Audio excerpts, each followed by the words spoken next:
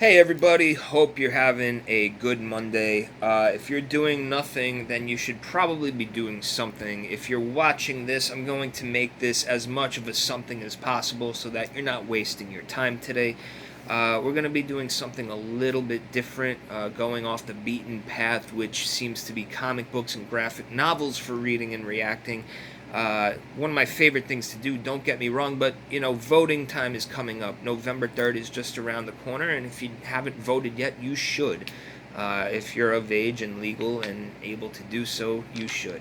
Um, Not going to tell you who to vote for, but in today's episode, we're going to be reacting to the California General Election Guide. Now, this is an interesting pamphlet because this comes in the mail every 4 years, and it explains the specific propositions that are being debated back and forth in the state of California and how they affect you personally, if not at all, or if so. We'll see. I personally don't know which of these, if any, affect me, so we're gonna find out together today. I mean, if I'm gonna educate myself, I'm gonna try to educate you guys in as unbiased of a matter as I can possibly be. However, if I think that something's bullshit, I will call bullshit on it. So let's see. This booklet starts with a quick reference guide, which basically gives you props 14 through 25, and the quick reference guide explains to you which each proposition does, what your vote means, so what a yes vote would mean or what a no vote would mean, arguments for it, arguments against it, and if you need additional information on one of these propositions, where to get that extra information. So this book doesn't care, or this pamphlet, this booklet, whatever the fuck you want to call this, doesn't care if you're a Republican, Democrat, Independent, or whatever, Kanye West in this case. It's going to give you the information you need, hopefully. We'll find out. So let's start from the beginning at Prop 14. Prop 14 authorizes bonds continuing stem cell research. Initiative statute. Summary. Put on the ballot by petition signatures. This would authorize $5.5 billion for state bonds for stem cell and other medical research, including training, research facility construction, administrative costs. It would dedicate $1.5 billion to brain-related diseases, appropriates general fund monies for repayment, expands related programs, fiscal impact, increased state costs to repay bonds estimated at about $260 million per year over the next 30 years. So increased state costs to repay bonds. That sounds like increased taxes. So let's find out what exactly this means, because I would be all for this, but at what cost to my own finances. So let's find out what a yes vote means for Prop 14. A yes vote on this measure means that the state could sell $5.5 billion in general obligation bonds, primarily for stem cell research and the development of new medical treatment in California. That sounds cool. A no vote on this measure means the state could not sell $5.5 billion in general obligation bonds, primarily for stem cell research and the development of new medical treatments in California. So so what this is not taxes, is that they will be selling bonds. And what a bond usually is something that you buy that appreciates slowly over time, effectively doubling your money in, say, 10 to 20 years. But they were big back in the day. So let's see the arguments for this. So pro Prop 14. Prop 14 funds further development of treatments and cures for chronic life-threatening diseases like cancer, Alzheimer's disease, heart disease, diabetes, Parkinson's, and kidney disease. This would build on 2,900 medical discoveries, increases the patient access and affordability, which sounds great, Stimulates California's economy by bringing in this money. Ensures strict accountability. Doctors Nobel Prize scientists, over 70 leading patient advocate organizations urge yes on 14. All right, so that sounds great. Now, what about the argument against Prop 14?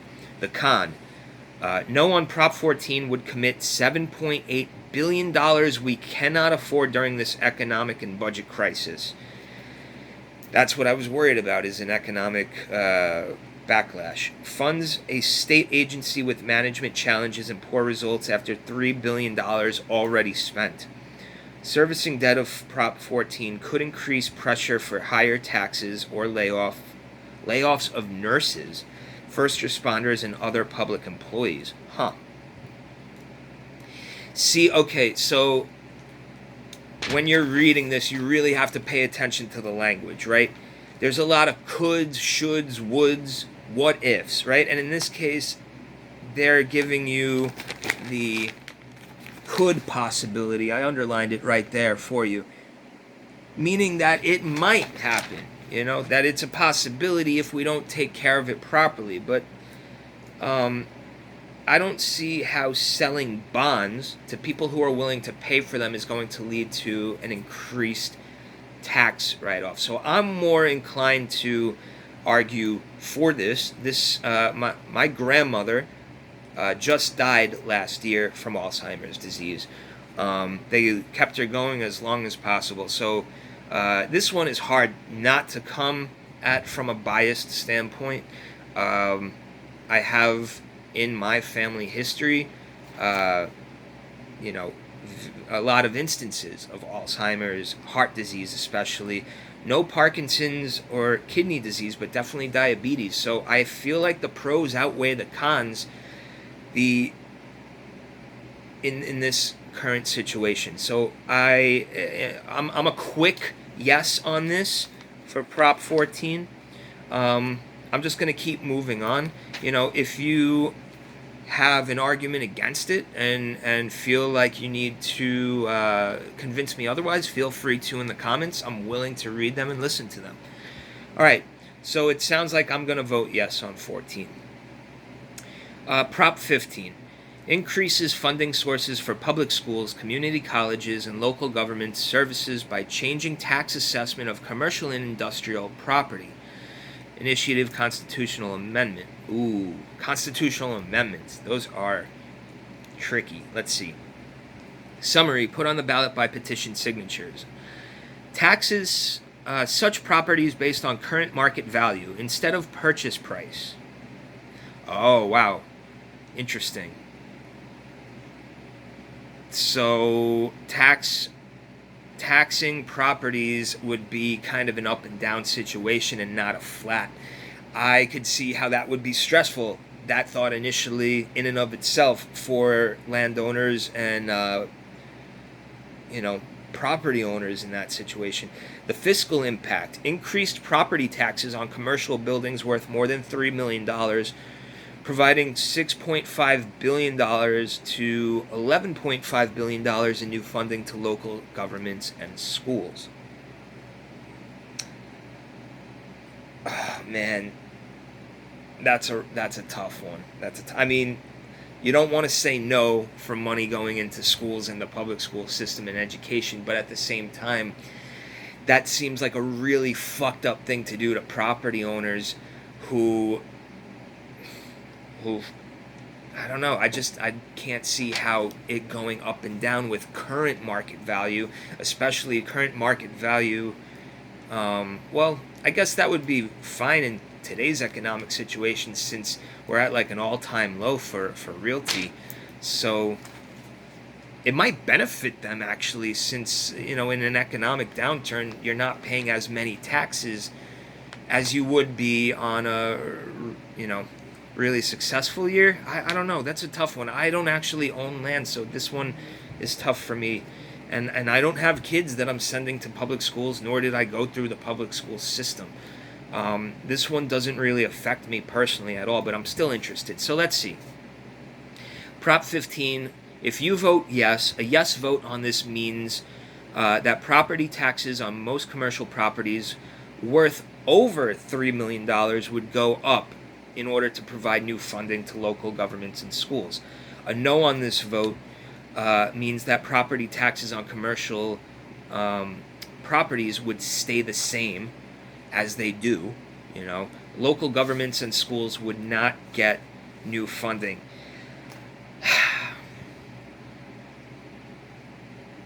That's shitty. Fuck local government. Not really a big fan, but public schools, I really feel bad saying no to this, but at the same time, that doesn't seem fair to the property owners. Like, why is it on them to provide the tax money for the public schools? Isn't that up to the local government's job? So why is local government taking away from property owners and business people in order to fund what they should have been funding from the get-go? This one, I'm leaning no on, but it's tough. I don't really know. So here's the arguments for it. Prop 15 is a fair and balanced reform that closes property tax loopholes, benefiting wealthy corporations, cuts taxes for small businesses, right, because if you're under $3 million, then you don't have anything to worry about, protects homeowners and renters, requires full transparency and reclaims billions of dollars for schools and local communities. Supported by nurses, teachers, small business owners, affordable housing advocates, and community organizations. That's a good argument for the pro, but what's the argument against? So here's the con for 15. Prop 15 is a $12.5 billion property tax increase that raises our cost of living and makes everything we buy, food, gas, utilities, daycare, and healthcare, more expensive. How? You're not really explaining that.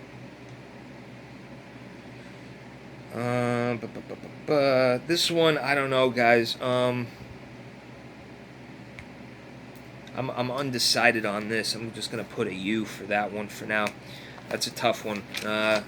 Convince me one way or the other in the comments. Let me know. Let's do the next two here. All right, so Prop 16 allows diversity as a factor in public employment, education, and contracting decisions. Legislative constitutional amendment. So put on the ballot by the legislative. This seems like a fucking yes, like automatic. All right, so here we go. Just to read through it. Permits government decision-making policies to consider race, sex, color, ethnicity, or national origin in order to address diversity by repealing constitutional provision prohibiting such policies. Fiscal impact. No direct fiscal impact on state and local entities. The effects of the measure depend on the future choice of state and local government entities and are highly uncertain. All right, so what does your vote mean? If you vote yes on this, it means that state and local entities can consider race, sex, color, ethnicity, and national origin in public education, public employment, and public contracting to the extent allowed under federal and state law. A no vote on this measure means the current ban on the consideration of race, sex, color, ethnicity, and national origin in public education, public employment, and public contracting would remain in effect.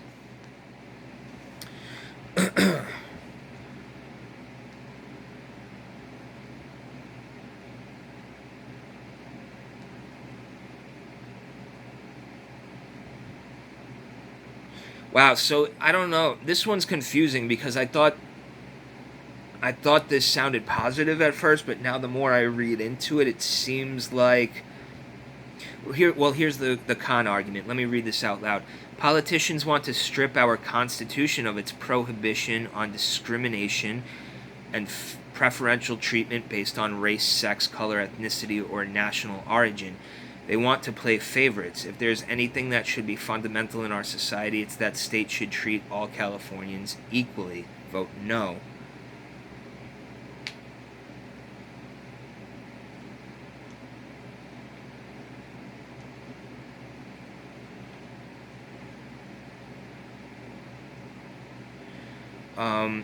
Oh man. Okay, and then the argument for it, this is wild. Prop 16 expands equal opportunity to all Californians, increasing access to fair wages, good jobs, and quality schools for everyone. Prop 16 fights wage discrimination and systemic racism, opening up opportunities for women and people of color. Supported by League of Women Voters of California, California Federation of Teachers, Minority Business Consortium, and state higher education leaders. Alright, so just to go over the summary once more, because I'm fucking confused now. Permits government decision-making policies to consider race, sex, color, ethnicity, or national origin in order to address diversity. See, they word this in a way that makes me feel so fucked up right now, guys. I know some of you are like, what is so confusing about this? But maybe you didn't read this the way I'm reading it, right? I don't think that anybody should consider like sex, race, religion, gender, any of that shit, when hiring. But they're twisting this to say that by doing so, they're going to make it more equal. I call BS on that. I don't know. Maybe I'm just stupid. It's very possible. I mean, of course I'm stupid. I'm nobody. But like, what if I'm reading this the wrong way is what I mean. Like, what?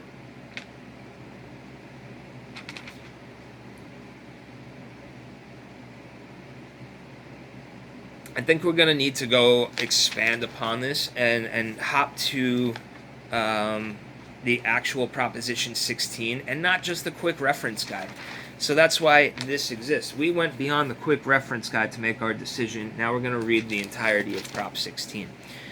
So, and we got our highlighting pen here. So if you are bored, peace. I don't blame you. If you want to stick around, let's learn something together. Because that's what this is all about, is learning. Allows diversity as a factor in public employment, education, and contracting decisions. So they're saying diversity is the factor, and by revealing one's race, religion, gender, etc., they'll be able to make a more unbiased decision. That doesn't make sense to me. See, like, that there's something off about this, but let's go into it. The text of this measure can be found on the Secretary of State's website at voterguide.sos.ca.gov. Okay. Permits government decision-making policies to consider race, sex, color, ethnicity, or national origin to address diversity by repeating Article 1, Section 31 of the California Constitution, which was added by Proposition 209 in 1996. So you have to ask oneself, what does Proposition 209 say? Oh, well, it says that. Okay. Proposition 209 generally prohibits state and local governments from discriminating against or granting preferential treatment to individuals or groups on the basis of race, sex, color, ethnicity, or national origin in the operation of public employment and education or contracting. That sounds legit, right? This way it's unbiased. You don't know if you're hiring white, black, Asian, Native American, Japanese. You don't know, right? You could get an idea from the name most of the time, but you can't really tell, and that's how it's been equal up until now. Does not alter other state and federal laws guaranteeing equal protection and prohibiting unlawful discrimination. Summary of legislative analysis estimate of net state and local government fiscal impact. No direct fiscal effect on state and local entities because the measure does not require any change to current policies or programs. Possible fiscal effects would depend on future choices by state and local entities to implement policies or programs that consider race, sex, color, ethnicity, or national origin in public education, public employment, and public contracting. These fiscal effects are highly uncertain. I don't know. This final votes cast by the legislature on ACA 5, Proposition 16, Resolution Chapter 23, Statutes of 2020. Senate, yeses 30, noes 10. Assembly, yeses 60, noes 14.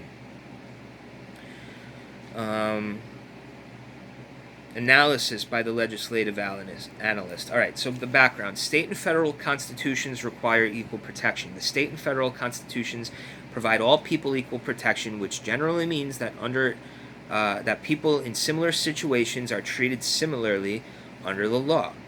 In 1996, California voters banned consideration of race, sex, color, ethnicity, or national origin in public programs. In 1996, California voters approved Proposition 209, adding a new section to the state constitution, Section 31 of Article 1. The new section generally banned the consideration of race, sex, color, ethnicity, or national origin in public employment, public education, and public contracting in California. There are some exceptions to Proposition 209. State and local entities can consider sex when it is necessary as part of normal operations. For example, the state can consider the sex of an employee when staffing specific jobs at state prisons where it is necessary for staff and inmates to be the same sex. That makes sense. Additionally, state and local entities may consider specified characteristics when it is required to receive federal funding. For example, the state is required to set goals for the portion of contracts awarded to certain groups for federally funded transportation projects, like businesses owned by women and people of color. Okay. Proposition 209 affected certain public policies and programs. So before Proposition 209, state and local entities had policies and programs intended to increase opportunities and representation for peoples who faced inequalities as a result of their race, sex, color, ethnicity, or national origin. These types of programs are often called affirmative action programs. For example, some of the state's public universities considered race and ethnicity as factors when making admissions decisions and offered programs to support the academic achievement of those students. I've heard of minority scholarships and stuff like that. We had something like that at Stonehill. I don't know what it was called exactly, but that I could see being a factor in that. But I don't see that being very public. That seems more of a privatized thing. State and local entities had employment and recruitment policies intended to increase the hiring of people of color and women. The state also established programs to increase the participation of women-owned and minority-owned businesses in public contracts. The state set goals for the portion of state contracts that were awarded to those types of businesses. After voters approved Proposition 209, these policies and programs were discontinued or modified unless they qualified for one of the exceptions.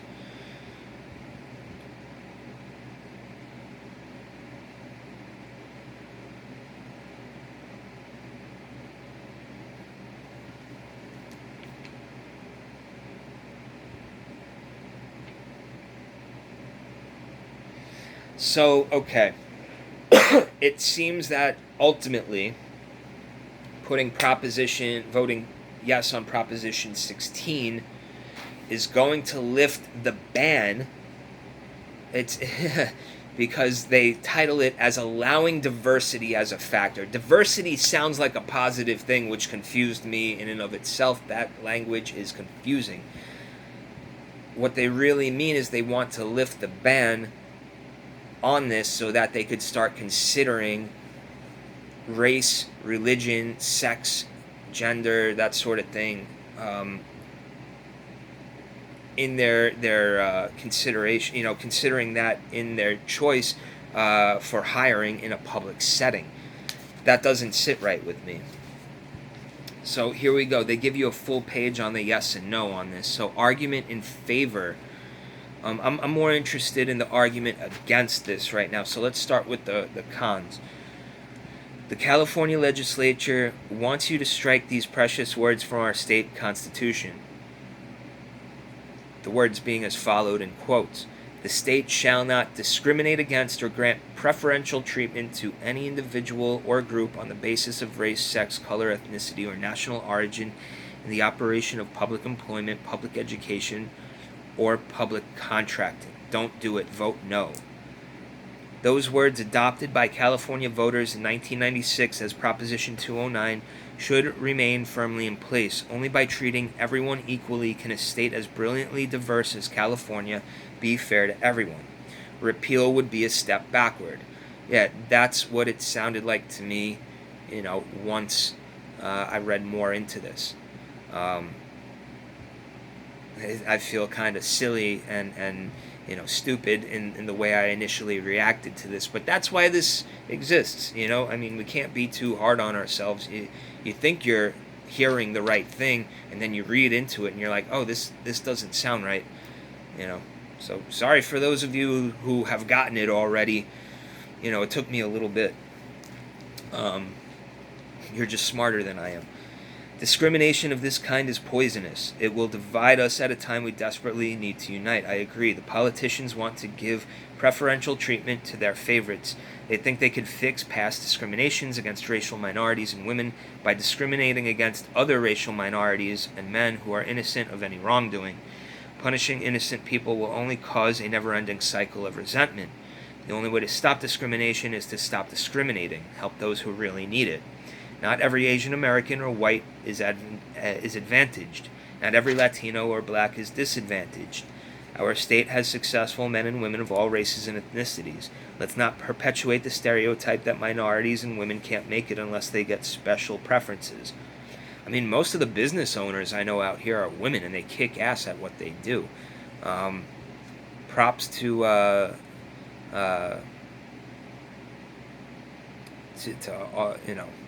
I'm not going to name names just in case, but you know who you are if you're watching this. To all the Priscillas out there, you know who you are. Keep up the great work. To all the Erins out there, keep up the great work. You're doing fucking awesome, You're making bank and you're doing it yourself. And, I've always had a spot in my heart for people, women especially, who are able to just kick ass at life and make it work. Fucking superheroes, in my opinion, and contemporaries, though they may be, and similar of age. These are people who I look up to. So, anyway, let's read a little bit on the argument in favor of this, and then we'll stop there and continue later on. For some reason, my phone likes to cut off at 33 minutes, so we've got less than 5 minutes left. Alright, so yes on Prop 16 means equal opportunity for all Californians. All of us deserve equal opportunities to thrive with fair wages, good jobs, and quality schools. Agreed, so far. Despite living in the most diverse state in the nation, white men are still overrepresented in positions of wealth and power in California. Still yes. Although women, and especially women of color, are on the front lines of the COVID-19 response, they are not rewarded for their sacrifices. Women should have the same chance of success as men. I agree. So far, I'm hearing all good things. Today, nearly all public contracts and the jobs that go with them go to large companies run by older white men. White women make 80 cents on the dollar. The wage disparity is even worse for women of color and single moms. As a result, an elite few are able to hoard wealth instead of investing it back into communities. Prop 16 opens up contracting opportunities for women and people of color. We know that small businesses are the backbone of our economy, yet Main Street businesses owned by women and people of color lose over $1,100,000,000 in government contracts every year because of the current law. We need to support those small businesses, especially as we rebuild from COVID-19. Wealth will be invested back into our communities. Yes on Prop 16 helps rebuild California stronger with fair opportunities for all. Yes on Prop 16 means supporting women and women of color who serve disproportionately as essential caregivers, frontline workers during COVID-19. Expanding access to solid wages, good jobs, and quality schools for all Californians, regardless of gender, race, or ethnicity. So then, okay, if that's the goal, why does one need to reveal one's gender, race, or ethnicity? That's my argument with this statement here, right? So far, so good. However, this is where it starts getting problematic with the language. Expanding access to solid wages, good jobs, and quality schools for all Californians, regardless of gender, race, or ethnicity, and yet this, yes, would make you reveal that. Nothing against it so far, just pointing something out, all right?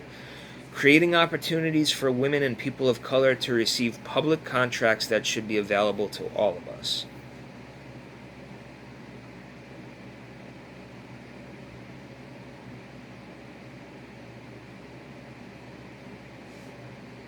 Improving, I don't know why that sounds like a contradictory statement. If that sounds like a contradictory statement to you, please, say so in the comments below. All right, so improving access to quality education, both K through 12 schools and higher education for all California's kids, great. Taking action to prevent discrimination and ensure equal opportunity for all. To prevent discrimination, using discrimination, though, that's the problem I have with this. I get what they're trying for, but all right, the politics are right, the policy is off. That's what I've got the issue with, is the process here. Rebuilding an economy that treats everyone equally. Investing wealth back into our communities as opposed to continuing to allow the rich to get richer. Strong anti-discrimination laws remain in effect. Quotas are still prohibited. We live in the middle of an incredible historic moment. In 2020, we've seen an unprecedented number of Californians take action against systemic racism and voice their support for real change. At the same time, our shared values are under attack by the Trump administration's policies. We are seeing the rise of overt racism, white supremacists on the march, the daily demonization of Latino immigrants, black people gunned down in the streets, anti-Asian hate crimes on the rise. I agree with all of this. By voting yes on Prop 16, Californians can take action to push back against the Trump administration's racist agenda.